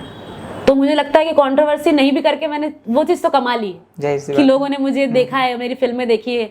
मैं अभी बिहार में शूट कर रही थी, एक छोटा सा बच्चा आया मुझे बोलता है आप ये कुत्ते वाली फिल्म है ना, वो मैंने देखी है, बहुत अच्छी है। अच्छा। तो वो शायद कंट्रोवर्सी नहीं देखी होगी उसने, या हो सकता है इन गरीब लोगों ने भी, या फिर जो भीख मांग रहे थे उन लोगों ने भी नहीं देखी होगी ये चीज़ को, शायद मेरा काम देखा होगा। तो उस कहीं ना काम कहीं से आप बहुत अपने खुश हूँ। कर्मों की वजह से आप हमेशा ट्रेंडिंग में रहती हैं। बहुत सारा गाना है जो कि बहुत हिट हुआ है, कोई गुनगुनाइएगा आप गाना बहुत सारे गाने हैं जो हिट जो आपके दिल के करीब है। छोड़िए हिट, जो आपके दिल के करीब है, जो रक्षा गुप्ता को बहुत पसंद है, वैसा गाना। बहुत से गाने हैं। मुझे एक गाना बहुत पसंद है बचपन से ही। पियर साड़ी पियर सरसों पियर देहिया सुहाना क्या बा, बात है। दीवाना बाई दिल तुम पे दीवाना बा। क्या बात है, क्या बात है। तो ये खूबसूरती गाना पे काफी खूबसूरत हैं आप। ओह थैंक यू क्यूट लगती हैं। Thank you. कभी खूबसूरती पे घमंड नहीं होती है क्या मैं इतनी यार खूबसूरत मुझे लगता है कि हूँ? दुनिया में मुझसे ज्यादा खूबसूरत लोग हैं। ये तो मेकअप का कमाल है, ये तो मेरे दादा के हाथ का टैलेंट है जो अच्छा। मैं इतनी सुंदर लग रही हूँ।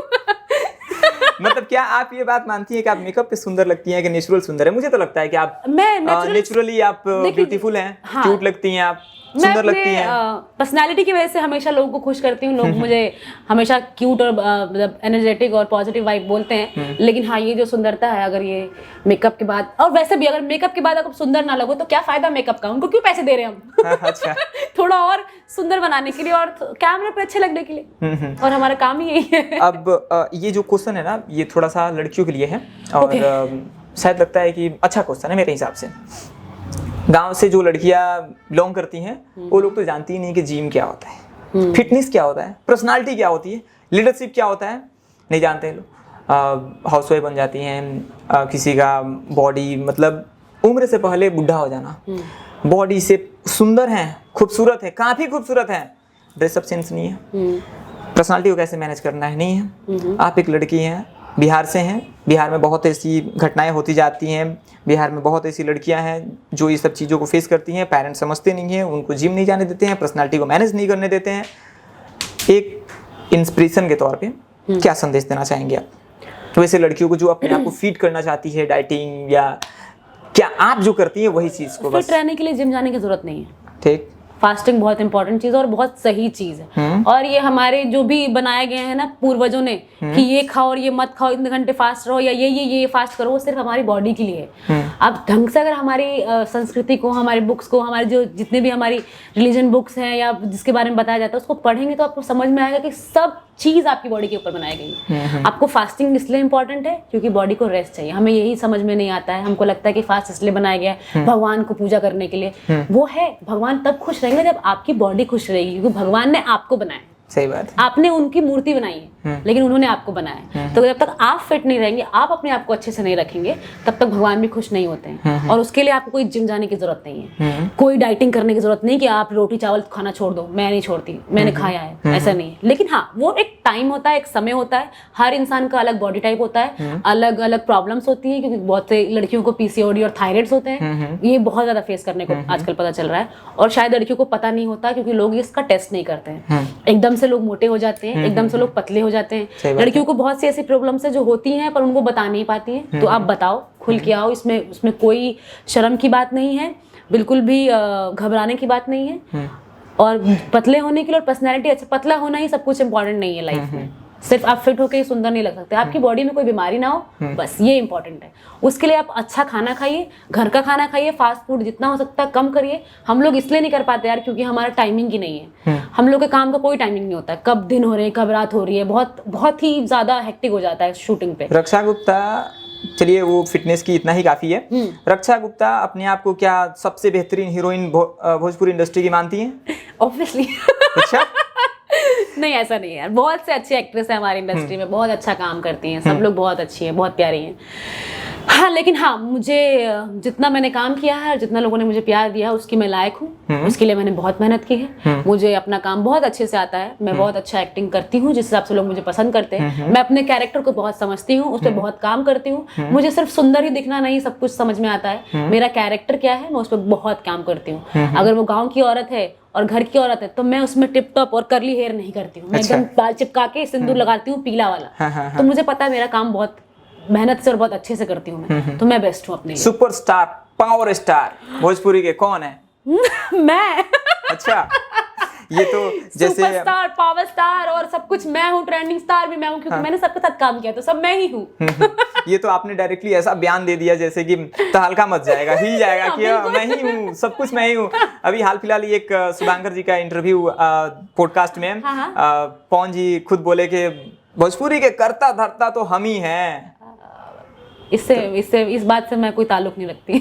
नहीं तो ये तो फैमिली के मेंबर हैं, आपको तो ताल्लुक रखना पड़ेगा। लेकिन ये इस बात में मुझे कोई सच्चाई नहीं लगती। उनके पहले भी बहुत अच्छे आर्टिस्ट आए, बहुत अच्छा काम किया उन लोगों ने, इंटरनेशनली लेवल पे वो लोग जाने जाते हैं। चाहे वो आप रवि जी की बात करें, चाहे वो आप मनोज सर की बात करें, गए वो यहीं से, भले आज वो लोग कुछ और काम करते हैं। तो आप क्या कहना चाहती हैं? आप ये कहना चाहती हैं कि वो पावर स्टार नहीं है? पावर स्टार की बात नहीं, लोग अपना अपना एक अलग अलग नाम दे देते हैं अपने आप को, लेकिन जब तक आपके काम को, आपके बिहेवियर को, आपके पर्सनालिटी को लोग सपोर्ट करते हैं तब तक ठीक है। आप अपने आप मियां मिठू नहीं बन सकते हैं। वो आप बोलेंगे वो बुरा लगेगा। हाँ, हो सकता है शुभांकर जी ने बोला होता तो शायद अच्छा लगता। अच्छा, क्योंकि आप बोलेंगे तो मुझे अच्छा लगेगा, मैं ही अपनी बड़ाई करूं तो ये तो बहुत खुद ही मियां मिठू बनने वाली बात है। तो फिर कैसे देखती हैं उनको, पवन जी को? मतलब आप किस नजरिए से देखती हैं, क्या सोचती हैं उनके बारे में? सीनियर के नजरिए से बस। एक सीनियर है, बहुत अच्छे सिंगर है, उनके ऊपर सरस्वती की देन है। माता उन पे बहुत खुश है कि उनकी आवाज इतनी अच्छी है। उनका आवाज अच्छे होने की वजह से उनको अच्छे अच्छे काम मिलते हैं और ऑब्वियसली अपने आवाज पे वो काम करते हैं, इसलिए अब तक चल रहे हैं। पवन सिंह और खेसारी जी में सबसे बेस्ट पर्सनालिटी रक्षा गुप्ता किसको मानती हैं? नहीं, दोनों ही अच्छे हैं।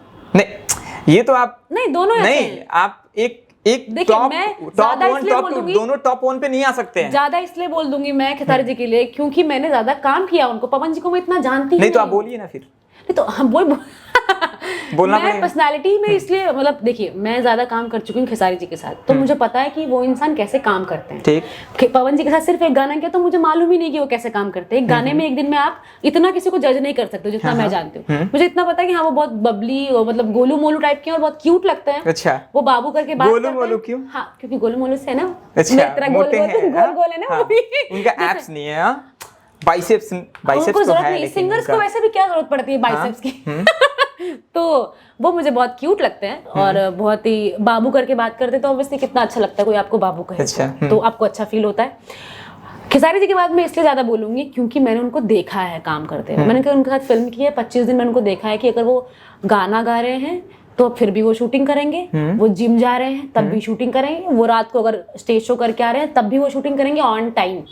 मुझे उनसे बहुत कुछ सीखने को मिला। मतलब कहीं ना कहीं देखिए आपको खेसारी जी के साथ काम करके बहुत अच्छा लगता है। बहुत अच्छा लगता है। एक क्वेश्चन मैं आपसे पूछता हूँ, मान के चलिए कल पवन जी आपको ऑफर करते हैं, ओके, बेहतरीन ऑफर करते हैं, एक काम के लिए ऑफर नहीं करते हैं, 10, 15, 20, 50 काम के लिए ऑफर करते हैं, आपको वहां से फुर्सत नहीं मिलती है, तो क्या आपको नहीं लगता है कि खेसारी जी थोड़ा सा आपसे नाराज हो जाएंगे, कहीं उनके साथ आप काम नहीं कीजिएगा? तो मैंने अभी बहुत टाइम से फिल्म नहीं की उनके साथ, तो मैं तो उनसे नाराज नहीं हूँ, तो वो उनको क्यों नाराजगी होगी मुझसे? अगर हो गए तो मैं मना लूंगी।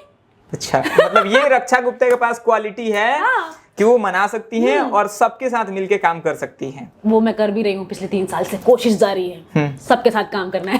क्योंकि किसी एक के साथ, क्योंकि कोई वो थोड़ी है, कोई ये तो फिल्म इंडस्ट्री, और आप एक हीरोइन है, आप एक पब्लिक फेस है, आप पब्लिक की आपको पब्लिक देख रही है, आपको सब लोग प्यार इसलिए कर रहे हैं क्योंकि आपका काम अच्छा है। किसी एक के साथ तो कोई मतलब ही नहीं बनता। ये कोई जो पति पत्नी थोड़ी है कि परिवार में दिखना है, फूफा जी अच्छा कह रहे हैं, बुआ अच्छा कह रही है, या मौसी अच्छा कह रही है, उसके लिए थोड़ी कर रहे हैं हम काम। हम तो पूरे भोजपुरी समाज के लिए काम कर रहे हैं, तो सबके साथ काम करना चाहिए। और जो भी इंसान एक इंसान के साथ काम करते रहते हैं वो सही नहीं है। आप सबके साथ काम करिए, सबके साथ बनाइए जोड़ी, सबके साथ अच्छा काम करिए ताकि आपका अच्छा नाम। एक हीरोइन अगर स्टेज शो करती है तो उसको क्या क्या समस्या होता है, क्या क्या उसको फेस करना पड़ता है?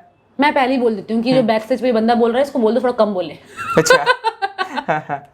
हाँ, क्योंकि वो सामने वाला बंदा भले कुछ ना बोले, बैक स्टेज वाले इतना बड़बड़ कर देते हैं कि उनको लगता है कि हाँ ये कुछ ऐसा बोल दूंगा तो ये वायरल हो जाएगा। अबे यार, वायरल होना ही इंपॉर्टेंट नहीं है, अच्छे काम से वायरल होना इंपॉर्टेंट है। उनको बुरा भले लग सकता है मेरी बात, पर ये सच्चाई है। आप लोग की वजह से जो गंदी चीजें वायरल होती हैं, उसकी वजह से हम लोग बता नहीं पाते बाहर इंडस्ट्री में कि हम भोजपुरी इंडस्ट्री से हैं, क्योंकि उन्होंने वही वायरल चीज देखी होती है। तो आप लोग प्लीज अच्छी बातें बोलिए, औरतों की इज्जत करिए, लड़कियों की इज्जत करिए, क्योंकि वो जननी है। औरत जो है वही समाज की सबसे इम्पोर्टेंट चीज़ है। औरत ही इंसान आदमी को भी जन्म देती है, वो जननी। महादेव भी उनकी पूजा करते हैं, विष्णु जी भी उनकी पूजा करते हैं।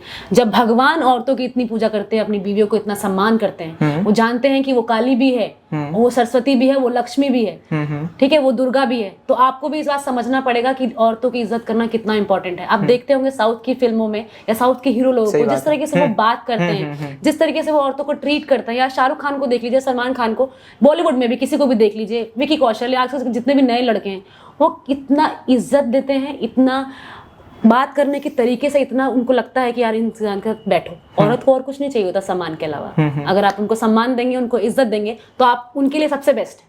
भोजपुरी इंडस्ट्री रक्षा गुप्ता के अनुसार क्या सबसे बेहतरीन इंडस्ट्री है? नहीं, सबसे बेहतरीन कैसे हो सकते हैं हम लोग, जब हम लोग पूरी दुनिया में अब तक सही से काम नहीं कर पाए हैं। हम लोग को क्या क्या सुधार की जरूरत है? बिल्कुल सुधार की जरूरत है। सबसे पहले तो ये कंट्रोवर्सी बंद करनी चाहिए। ठीक, वायरल होने के लिए कंट्रोवर्सी होती है, क्वेश्चन वैसे होता है जिससे कंट्रोवर्सी हो। हमें नहीं लगता है कि रक्षा गुप्ता वायरल होने के लिए काम करती हैं। मेरे से बहुत ऐसे वो सवाल अपने कर्मों से जानी जाती हैं। मेरे से बहुत ऐसे सवाल पूछे जाते हैं कि अगर मैं उनके हिसाब से जवाब दूं तो शायद मैं वो कंट्रोवर्सी हो जाएगी। लेकिन मुझे पता है कि मुझे कंट्रोवर्सी से नहीं होना, और सुधार भी यही करना चाहिए कि वायरल होने के लिए गलत चीज का कंट्रोवर्सी मत करिए, सही चीज का साथ दीजिए। और जनता को यही कहूंगी, मैं हमेशा यही कहती हूँ कि ये गंदे गाने, ये जो गंदे गाने आपको लगता है कि गंदे हैं, जिसके बारे में लोग बात करते हैं कि यार ये तो कितना गंदा है, कितना वर्गल है, ये कितना किस चीज पे गा रहा है, वो मत देखिए, ना शेयर कीजिए। आप दूसरों को मत दिखाइए कि देखिए यार कितना गंदा गा रहा है, इसलिए तो वायरल हो रहा है क्योंकि आप और 4 लोग को दिखा रहे हैं कि वो कितना गंदा गा रहा है। क्यों दिखाना है? मत देखिए ना। और ना ही कंट्रोवर्सी देखिए प्लीज। थिएटर्स बंद हो चुके हैं, कितने दिन तक यूट्यूब पे चलेंगे? कितने दिन तक? नहीं चल पाएंगे। ऐसा नहीं हो सकता कि आप बहुत दिन तक चल पाएं अगर थिएटर्स नहीं मिले आपको वापस। और थिएटर्स तभी वापस मिलेंगे जब लोग फिल्में देखेंगे, कंट्रोवर्सी नहीं। तो क्या रक्षा गुप्ता जीवन भर भोजपुरी इंडस्ट्री में काम करना चाहेंगी या फिर बॉलीवुड इंडस्ट्री, हॉलीवुड इंडस्ट्री में जाना पसंद करेंगी, क्योंकि आपकी पर्सनालिटी वैसी है? मैं बिल्कुल जाना चाहती हूँ, मैं हॉलीवुड तक जाना चाहती हूँ, और मैं सारे लैंग्वेज में काम करना चाहती हूँ। मैंने अभी तेलुगु में काम किया है, उसमें ऐसा एक गाने किए हैं मैंने तेलुगु में। तो मुझे सारी इंडस्ट्री में काम करना है, मुझे एक्टिंग करनी है उस लेवल की जिस लेवल पे श्रीदेवी है। अच्छा, बस कहीं ना कहीं मैं भी आपका वीडियो बहुत सारा देखा हूँ और आपका डांस काफी बेहतरीन होता है। Oh thank you. मतलब वाकई I am just telling you and I am just saying in a positive angle, not in a negative चीज, नेगेटिव थिंग्स, ऐसा मैं बात नहीं कर रहा हूँ, एक पॉजिटिव एंगल में।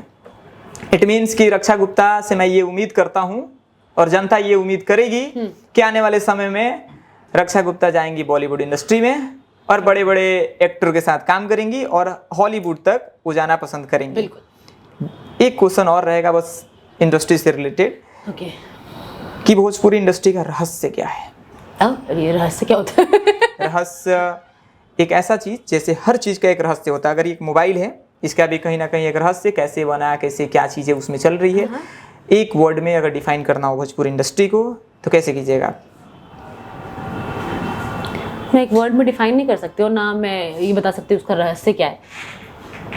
इंडस्ट्री में, सभी इंडस्ट्री में कुछ ना कुछ कमी होती है, यहाँ भी कमी है।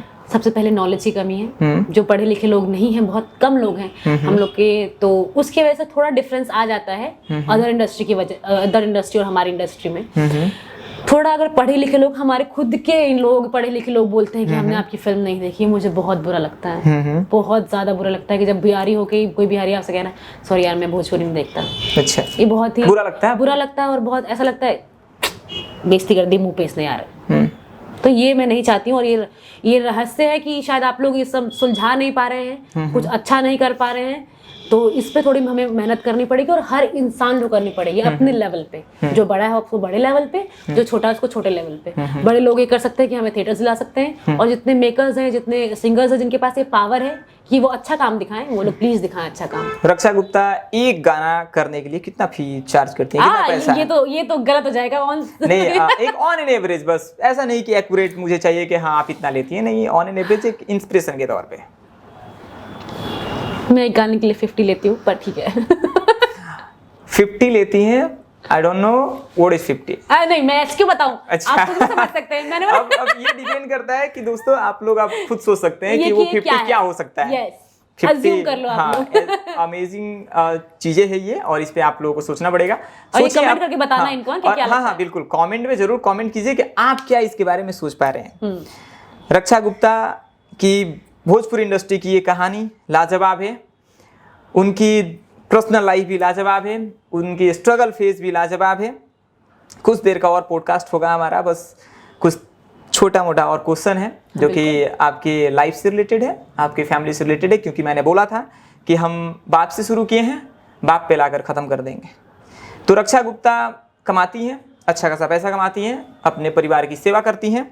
सेवा में पेरेंट्स की सेवा करना, आजकल बहुत ऐसे बच्चे हैं जो अपने माँ बाप को घर से निकाल देते हैं। बहुत ऐसा वृद्धाश्रम है जहाँ पे बहुत ऐसे माँ बाप हैं जो बहुत दुखी मन से बोलते हैं कि यार मतलब मेरे बच्चे, मैंने उनके लिए इतना किया, वो लोग ऐसे कर दिए। तो आप इस चीज़ पे क्या सोचती हैं? आप बहुत प्यार करती हैं अपने माँ बाप से, उन बच्चों के लिए जो इस तरह की चीज़ें कर देते हैं, वैसे लोगों के लिए क्या कहना चाहेंगे? जो भी कर रहे हैं वो गलत है, उनको नहीं जो भी कर रहे हैं वो गलत है, उनको ऐसा नहीं करना चाहिए। उन्होंने आपको जन्म दिया है, उनकी वजह से आप इस दुनिया में आए हो, तो जिसकी वजह से आप इस दुनिया में आओ उसको कैसे छोड़ सकते हो आप? एक माँ जो होती है वो अपना खून पसीना, अपने अंदर की हर एक चीज़ को जोड़ के आपको पैदा करती है। उसको कितना कष्ट होता है वो करने में। वो मैंने अपनी बहन को, जब मेरी बहन प्रेग्नेंट थी और मैंने देखा उस चीज़ को, तो मैंने एहसास किया कि कितना दुख झेल के और कितनी परेशानी झेल के एक बच्चा पैदा होता है। अगर वो बच्चा इज्जत नहीं करता है तो इंसान टूट जाता है।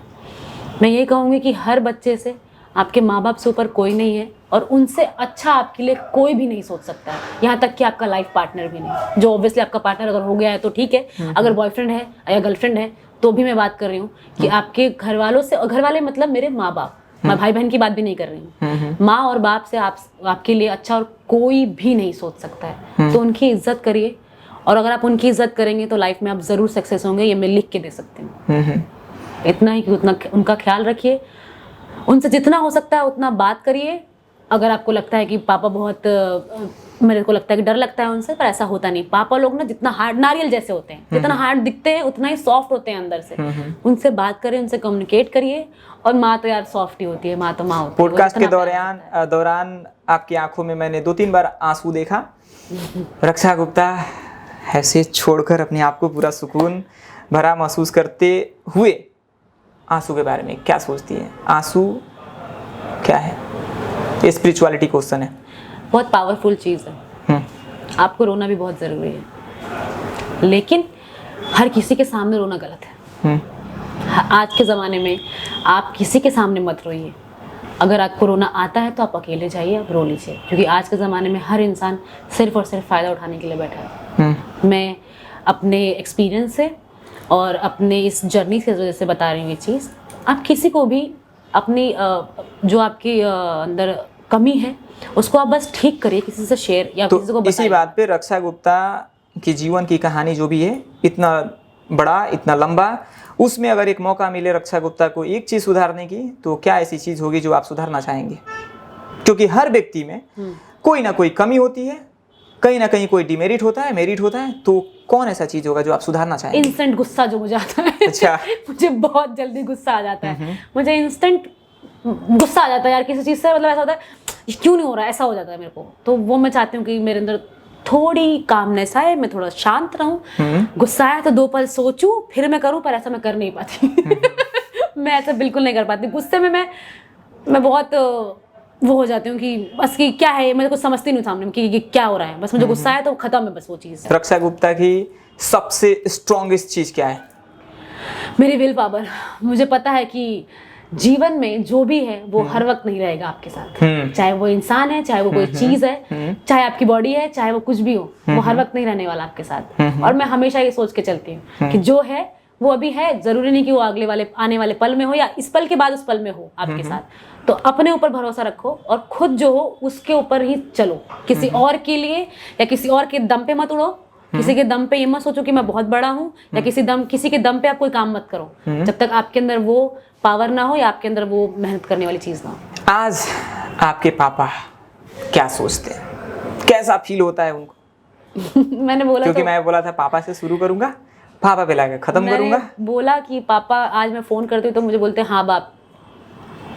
तो आप इस बात से समझ सकते हैं कि वो मुझे अब हेड ऑफ द फैमिली समझते हैं और अपने ऊपर भी रखते हैं मुझे कि रक्षा ने बोला है तो ये है। मेरे बिना बात किए या मेरे बिना उसका आंसर दिए कोई काम नहीं होता जब तक मैं उस चीज में बताऊंगी नहीं। किसी को जाना भी है कहीं घर से बाहर तो वो मुझसे परमिशन लेता है कि जाना है, यहाँ तक कि पापा भी कि मुझे ये काम करना है तो वो मुझसे पहले बात करते हैं कि ये ठीक है या ये ठीक नहीं है, या ऐसे करना है या वैसे करना है। तो अभी ऐसा हो गया कि पापा मुझसे राय लेते हैं कि बेटा ये करे कि ना करे या ऐसा करते हैं। शायद मुझे लगता है कि मैंने उनका भरोसा, उनका ये मेरे ऊपर ये कि ये मानना है कि रक्षा जो करेगी वो सही है, वो तो अब आपको कैसा महसूस होता है, क्योंकि आप हेड ऑफ फैमिली कही जाती हैं, कैसा महसूस होता है? कंधे पे बहुत भार है बेटा। अच्छा बेटा कंधे पे बहुत भार है। हाँ। ऐसा लगता है बहुत मैं जिम्मेदारियां लेके चल रही हूँ और मैं पूरी कोशिश करती हूँ इस चीज को पूरा करने की, कि जो मेरी जिम्मेदारियां हैं मैं अच्छे से पूरा करूँ और मैं कर भी रही हूँ। मेरी बहन की शादी मैंने ऐसे की जैसे किसी ने भी आज तक मेरे परिवार में नहीं की होगी। मेरे नाना जी ने मेरी तारीफ की कि आज तक इतना अच्छा ये मैनेजमेंट, इतना अच्छा प्रेजेंटेबल इंसान और इतना सही तरीके से इस काम को करना मैंने नहीं देखा किसी को भी। तो मतलब अगर उन्होंने मेरी तारीफ की है, मेरे नाना जी और मेरे दादाजी ने, तो इसका मतलब मैंने बहुत अच्छे से उस काम को किया। तो ये जो है, और एक और चीज, अब जब तक आप जिम्मेदारियां नहीं लेते हैं तब तक आप अच्छा काम नहीं करते हैं। आप जिम्मेदार हैं तो आप कभी गलत नहीं होंगे, और अगर आप जिम्मेदार नहीं है तो आप भटक सकते हैं। मेरे ऊपर हमेशा जिम्मेदारी रही है। मैं बॉम्बे गई थी और आज तक मैंने पैसे नहीं लिए पापा से। अच्छा। मैंने खुद से ही सारा काम किया। मैंने अपनी बहन की शादी की और जितने पैसे उसमें लगे मैंने किए। मेरे पापा, आपको पता होगा गांव में भाई और पापा की तो ऐसी हालत होती है, बनियान और शॉर्ट्स में घूमते रहते हैं। मेरे पापा और मेरे भाई सूट पैंट में घूम रहे थे, वो भी जिसको मैंने बनवा के दिया। तो मुझे उस चीज का प्राउडनेस बहुत है, अपने ऊपर गर्व है इस चीज का कि मैंने वो काम किया जो घर के लड़के भी नहीं कर पाए। और मेरे घर वाले अब मुझे उस लड़कों की भीड़ से भी और लड़कों की कतार में मुझे सबसे ऊपर देखते हैं। इट मीन्स कि रक्षा गुप्ता अपने आप को एक पावरफुल लड़की समझती हैं, मानती हैं। Yes. एक इंस्पिरेशनल गर्ल है, उनसे लोगों को सीखना चाहिए, उनसे समाज को सीखना चाहिए कि रक्षा गुप्ता एक भोजपुरी इंडस्ट्री की एक एक्ट्रेस अगर इस तरह की बातें कह रही हैं तो कहीं ना कहीं ये बहुत बड़ी चीज़ है। और अगर पेरेंट्स को लेकर अगर कुछ बयान दे रही हैं तो हर बच्चियों को ये चीज़ समझनी चाहिए कि हमें अपने पेरेंट्स की इज्जत करनी है, उनको प्यार देना है, उनको सम्मान देना है, उनको कमाना है तो सेवा करना है, अच्छा सूट बूट कपड़ा देना है, सब कुछ करना है। और ये सब चीज़ अगर आप कुछ सीख सकते हैं तो हैं रक्षा गुप्ता। ये तो वैसे भी लोगों को बहुत, ऐसा नहीं है कि मेरे से बहुत अच्छे समझदार लोग भी हैं जो करते हैं, पर मेरा ये मानना है कि आप कामयाब तभी होंगे जब आप अपने परिवार की सेवा करेंगे, आप अपने माँ बाप को इज्जत देंगे, उनकी खुश, वो जब खुश होंगे ना, मुंह से नहीं बोलेंगे लेकिन उनकी जो रुआ है ना, जो कहते हैं हम लोग रुआ, जो दुआ लगती है, वो जो दुआ लगती है ना आपको, वो बहुत आगे लेके जाती है आपको और कुछ भी आपको आगे नहीं लेके जाएगा इतना जितना उनकी आपको ब्लेसिंग आगे लेके जाएगी। और मुझे महादेव पे पूरा भरोसा है, मुझे 100% उन पे भरोसा है कि वो कभी मुझे हारने नहीं देंगे, हमेशा मेरे पीछे और मेरे साथ खड़े रहेंगे। और मैं हमेशा ये बोलती हूँ, एक बार आप साथ रहिए, गहरा सांस लीजिए और छोड़ दीजिए। हर हर महादेव। हर हर महादेव। अब ये बताइए रक्षा जी कहने में बड़ा अच्छा लगता है। बड़ी हैं आप मेरे से, तो जाहिर सी बात है एक रिस्पेक्ट बनता है। ये बताइए, बहुत इंटरव्यू दी होंगी, बहुत क्वेश्चन, बहुत सवाल जवाब, बहुत कुछ हुआ होगा, बहुत इंडस्ट्री में भी बहुत सारी चीज़ें हुई होंगी। एक छोटा सा लड़का जिसका एक RDI टॉक्स, जिस पे मैं हमेशा बोलता हूँ, उसका फुल फॉर्म है रियलिटी देखो इंडिया। मैं चाहता हूँ कि उसको आगे लेकर बहुत एक लेवल पे मैं काम करूँ, एक शो बनाऊँ, सब कुछ करूँ उसमें। रक्षा गुप्ता एक मुन्ना के साथ बैठती हैं, एक पॉडकास्ट होता है, बहुत सारा सवाल होता है, बहुत सारी स्पिरिचुअलिटी क्वेश्चन होती है।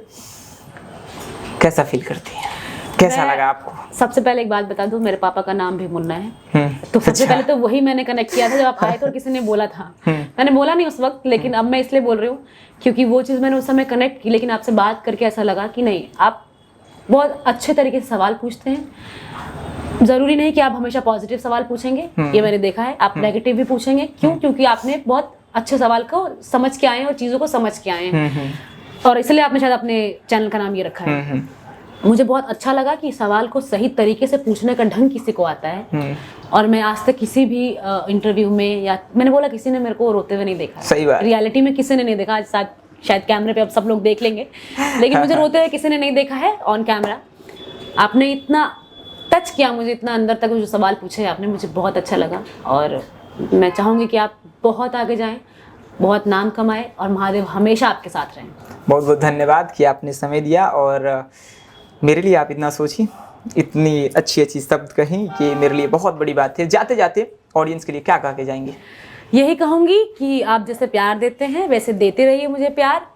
और कुछ बात है कि कंट्रोवर्सी, विवाद, गंदे गाने, गंदे एल्बम्स ना देखिए, सिर्फ और सिर्फ अच्छी चीज़ों को प्रमोट करिए, नहीं तो हमें ख़त्म होने में ज़्यादा समय नहीं लगेगा। बुरी चीज़ ज़्यादा दिन तक चलती नहीं है। सही बात। और थिएटर में हमें आना ही पड़ेगा, और वो आने के लिए आपको फिल्में देखनी पड़ेगी। प्लीज़ देखिए, और प्लीज़ मुझे प्यार करते रहिए। मेरे साथ महादेव और मेरा परिवार तो है, लेकिन आपकी सपोर्ट की मुझे सबसे ज़्यादा ज़रूरत है। ओवरऑल बहुत बहुत धन्यवाद कि आज आप अपने जीवन की सबसे कीमती समय निकालकर आरडीआई टॉक्स पे आई। इसके लिए तहे दिल से हमेशा धन्यवाद रहेगा। दोस्तों, ये रही रक्षा गुप्ता। पॉडकास्ट में बहुत सारा क्वेश्चन हुआ है, बहुत सारी बातें हुई हैं, बहुत सारी स्पिरिचुअलिटी क्वेश्चन हुआ है, इमोशन आया है, आंसू गिरा है। इन सब चीज़ों से आपको क्या सीख मिलता है और क्या सोचते हैं आप इनके बारे में, कमेंट बॉक्स में जरूर कमेंट कीजिएगा। अगला गेस्ट किस व्यक्ति को आप देखना चाहते हैं, कमेंट बॉक्स में आप कमेंट कर सकते हैं, क्योंकि मुन्ना का काम है ऐसे ऐसे लोगों के साथ बैठना जो वाकई में अपने जीवन में बहुत कुछ उखाड़े हैं, और वैसे जगह से आकर उखाड़े हैं जहाँ सुविधाएँ नहीं थी, चीज़ें नहीं थी, लेकिन वहाँ से निकलकर हिम्मत जुटाकर अपने लाइफ में धमाल मचाएं, कमाल किए, और ये चीज़ ये भी की है। तो ऐसा अगर कोई आपकी नज़र में है तो आप लोग जरूर कमेंट बॉक्स में कमेंट कर सकते हैं। मिलते हैं फिर दूसरी किसी वीडियो में, तब तक बने रहें आरडीआई टॉक्स के साथ। जय हिंद। थैंक यू, बहुत मज़ा आया।